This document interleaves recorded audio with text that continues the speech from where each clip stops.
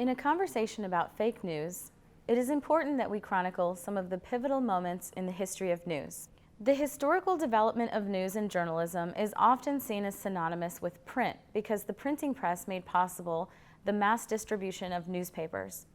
For example, the penny press included newspapers sold for only a penny. This low cost made them accessible to everyone. Penny press newspapers were supported by ads rather than subscriptions, and the aim was to attract as large an audience as possible. In 1846, the Associated Press, or AP, was formed. The AP included 6 publishers from different New York newspapers and was a collaboration meant to take advantage of the telegraph, which, at the time, was a medium that was too expensive for one newspaper to afford on its own. Today, the Associated Press is still based in New York. It continues to supply text, audio, video, photos, and graphics for its nonprofit members, which includes about 1,500 newspapers and 5,000 radio and TV news operations. In the late 19th and early 20th century, yellow journalism took center stage. Yellow journalism is known as sensational journalism, a style in which stories were sensationalized, exaggerated, and often partly or entirely fabricated for dramatic effect. In 1933, however, the tide began to shift dramatically, and editorial guidelines shifted focus away from yellow journalism tactics toward thorough, accurate news reporting. In the 1920s, electronic journalism flourished with the introduction of radio news broadcasts, which were often dramatic in that same sensational tone as yellow journalism. Radio news, supported entirely by ad revenue, had a negative impact on newspapers due to the quick, free news dissemination to mass audiences. Then, TV rose to prominence in the late 40s and early 50s, eventually giving rise to the 24-hour news cycle. Important to note here is that the 24-hour news cycle meant there was now a much larger time span to fill with news, and standards were thought to lower for what stations deemed newsworthy as a result of this change. In 1947, the Hutchins Commission published a report called A Free and Responsible Press, put together by intellectuals of the time who argue that the public has a right to information that affects it, and the press has a moral duty and responsibility to present that information, rooted in their constitutionally guaranteed freedom, the First Amendment. A healthy press functions when the government, public, and press work cooperatively. The report stated that this constitutional guarantee applies to all news media.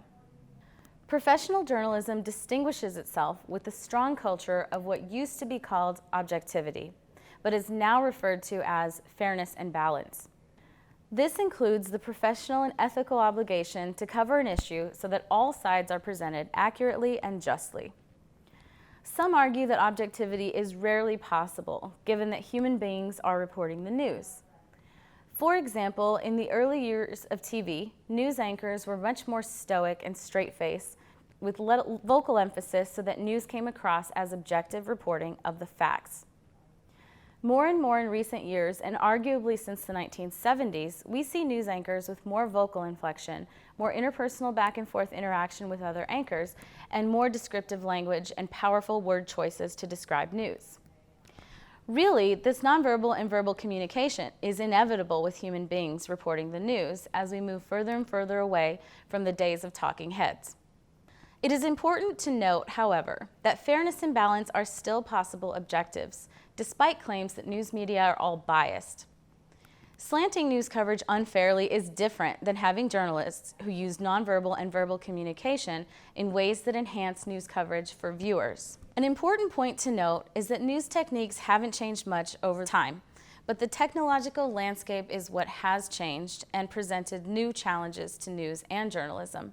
Even with the introduction and widespread access to internet and social media platforms, a 2013 Pew Research study found that nearly half of Americans turn to digital news sources daily, but TV is still the #1 preferred source for most Americans. The internet continues to fuel the 24-hour news cycle due to its inherently low-cost distribution of information. This reality also creates a perfect environment for misinformation to spread quickly. The instantaneous nature of news published online means less time for precision in accuracy and fact-checking. Some other ways the news has changed in the 24-hour news cycle is by introducing new forms of journalism, and there is debate over whether these new forms are truly journalism. For instance, backpack journalism involves crowdsourcing raw data from the public to help create news reports.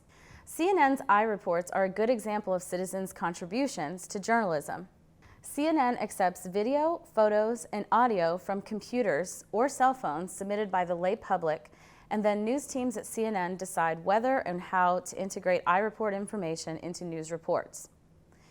A wide variety of information exists online that would fall into the non-traditional journalism and news category. Some examples include personal websites, blogs, and discussion forums.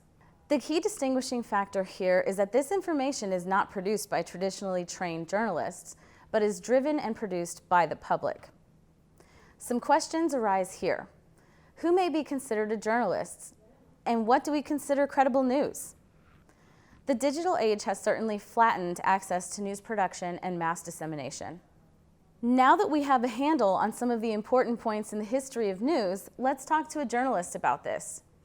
I'm here in Davidson, North Carolina. Our local NPR affiliate is WFAE, and we're going to talk to reporter David Borax about his journalism career and experience.